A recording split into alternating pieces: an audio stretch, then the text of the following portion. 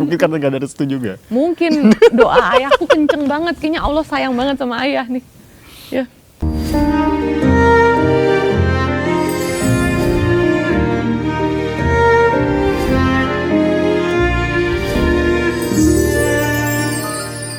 Setelah itu udah diculik, akhirnya kan dibebaskan oleh pemerintah, salah satunya oleh pemerintah Turki tadi kan, itu peran penting dari Enggak pemerintah salah satunya. Terus Yang paling berperan. paling berperan. Oke, saya ralat. Yang paling berperan dalam proses pembebasan adalah pemerintah Turki. Itu kan udah ke sini. Kayak Ciki sempat bertemu dengan 9 WNI tersebut. Sempet banget. Kondisinya sekarang seperti apa? Sekarang mereka udah oke, Ustadz Herman udah nyembeli sapi. Masya Allah. Udah Mas Heru, kontributor iNews mau dioperasi. Karena kemarin itu pas digebukin ternyata ada batu ginjal yang dari 10 tahun lalu udah dioperasi tapi tumbuh lagi. Sekitar 2,75 cm. Aku nemenin soalnya waktu di Istanbul sampai subuh. Iya, jadi pas sampai Indonesia harus dioperasi lagi. Kondisi yang lainnya? Kondisi yang lain recovery-nya cepet sih, alhamdulillah. Masih pinggangnya masih sengklek-sengklek tapi udah semakin oke. Karena mereka cowok-cowok juga kuat ya.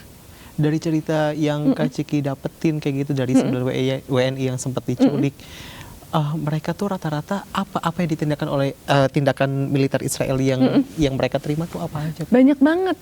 Ada banyak yang terus ditendangin, jadi ada kontainer penggebukan namanya pasti karena dicekin semuanya. Ya, digebukin lagi. Gitulah. Oke. Sebegitu sadis. Iya, sadis tindakannya.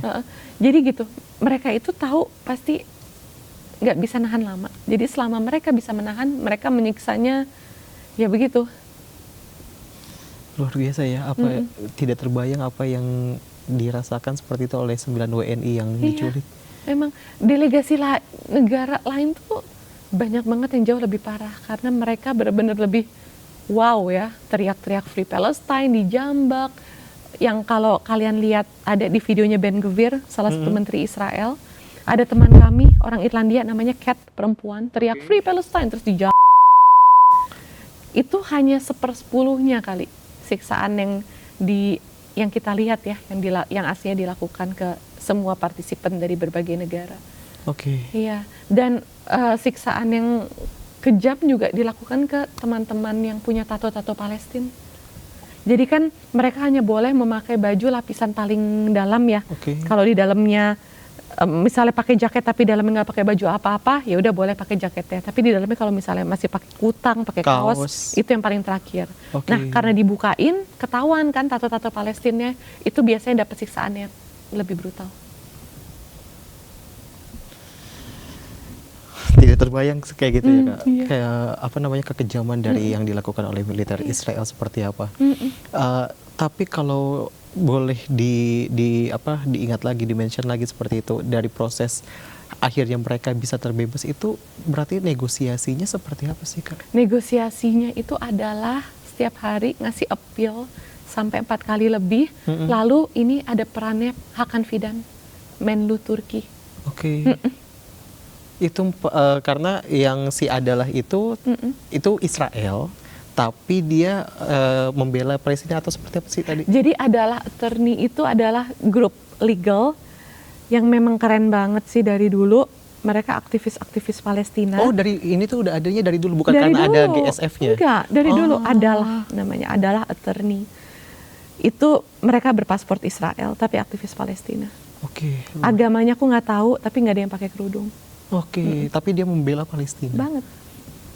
Nah, dari situ kan akhirnya tadi sempat disinggung dari Turki seperti itu. Itu awal, kalau kemarin kan dari Bu Maimun di Bandara Soekarno-Hatta yang saya ingat adalah itu di proses negosiasinya awalnya akan dipencar, ada yang di Turki, ada yang di mana kayak gitu. Itu kenapa akhirnya bisa diberangkatkan di satu tempat, Kak?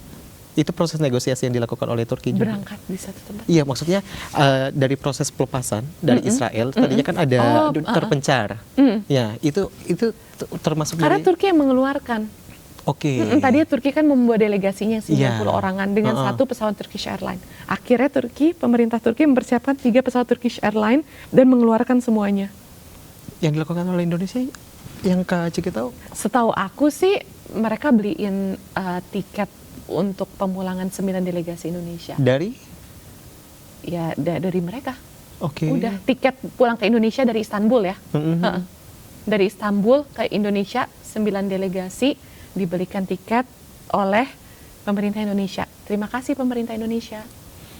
Kalau melihat dari apa namanya KJRI yang ada di Turki waktu itu kan sempat ada tuh beredar video bahwa ini kita sudah melepaskan ada 9 WNI di belakangnya seperti itu dengan penuh sumringah seperti itu. Komentar Kak Ciki? Komentar aku yang melepaskan adalah attorney dan Menlu Turki, ya, dan usaha Ibu Maimun untuk melobi benar-benar untuk melibatkan delegasi Indonesia menjadi delegasi yang dibebaskan. Aku ngelihat perjuangan Ibu Maimun tiap hari, tiap menit untuk memperjuangkan pembebasan delegasi Indonesia. Seperti apa perjuangannya Kak? Mungkin Wow, bisa luar di-share. biasa di antara debat-debat dan meeting-meeting yang sangat intens. Meeting di kapal, Zoom Enggak, atau seperti meetingnya. apa? Jadi kita ada home base, Oke. ya, command center Aha. di Turki, Aha. di sebuah kantor NGO IHH. Jadi aku di bagian bawahnya di command center. Kalau Uni itu lebih Ibu Maimun lebih sering meeting-meeting yang lebih private di atas dengan orang-orang yang penting. Untuk proses pembebasan 9 WNI Pastinya. itu. Kita nggak tidur 3 hari. Tidur tapi bentar-bentar doang.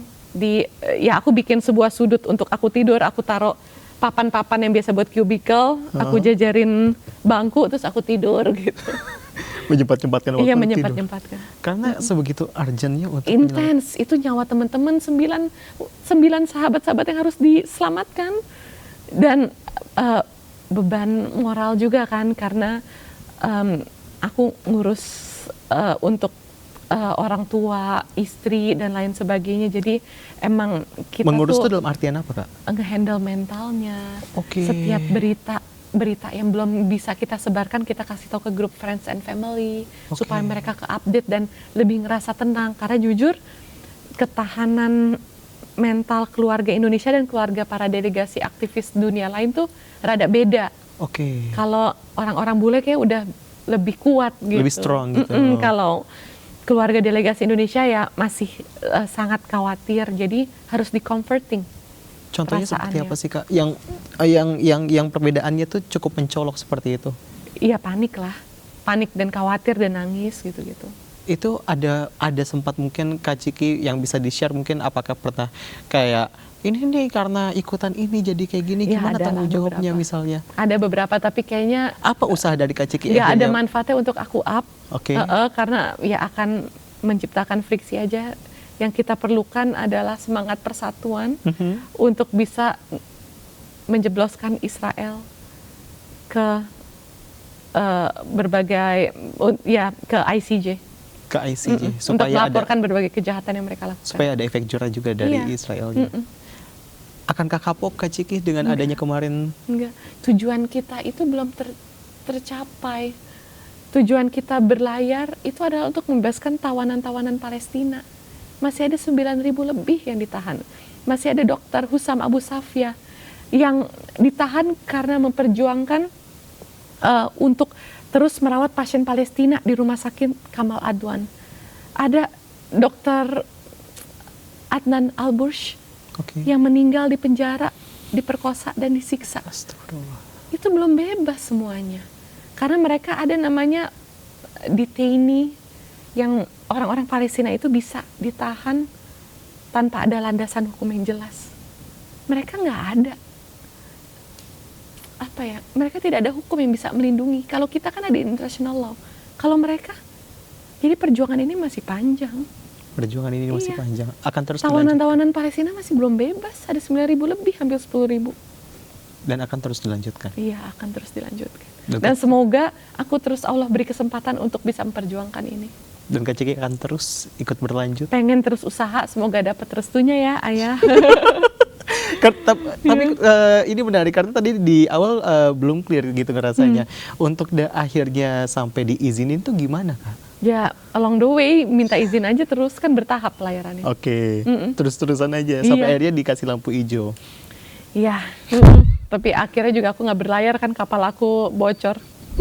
Mungkin karena gak ada restu juga. Mungkin doa ayahku kenceng banget, kayaknya Allah sayang banget sama ayah nih. Ya.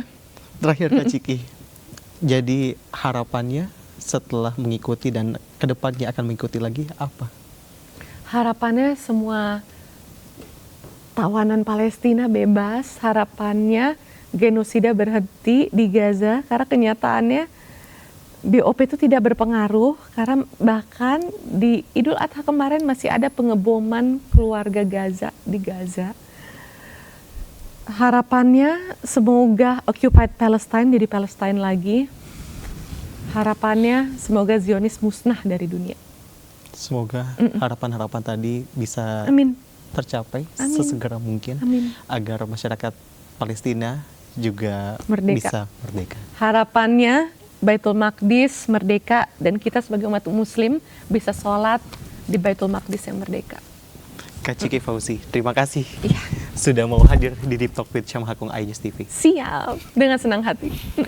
Sobat iNews, itu tadi perbincangan kita dengan Ciki Fauzi, seniman, anak dari artis senior, dan juga yang menjadi relawan Gaza Indonesia yang akhirnya sempat berlayar, dan itu tadi cerita-ceritanya. Terima kasih udah nonton Sobat iNews. Sampai jumpa di lain kesempatan. Ciki, thank you so much ya. Sama-sama.